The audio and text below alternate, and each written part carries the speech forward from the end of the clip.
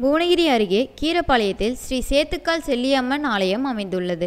இந்த ஆலயத்தின் மகா கும்பாபிஷேகத்தை முன்னிட்டு பல மாதங்களாக அதற்கான ஏற்பாடுகள் விழா குழுவினரால் செய்யப்பட்டு வந்தன. அதன் பணிகள் முடிவுற்று மகா கும்பாபிஷேகம் நடைபெற்றது. இதன் முன்னதாக 4 கால யாகசாலை பூஜைகள் நடைபெற்றன. பின்னர் கடம் புறப்பட்டு ஊர்வலமாக நடைபெற்று புனித நீர்கோவில் கோபுரத்தின் மீது கொண்டு செல்லப்பட்டது.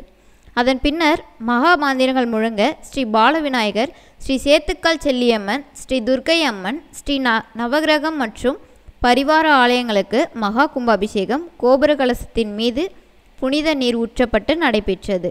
இந்த விழாவில் பல்வேறு பகுதிகளில் இருந்து வருகை தந்த ஆயிரக்கணக்கான பக்தர்கள் பங்கேற்று கும்பாபிஷேக தரிசனம் செய்து மூலவரை வணங்கியும் சென்றனர்.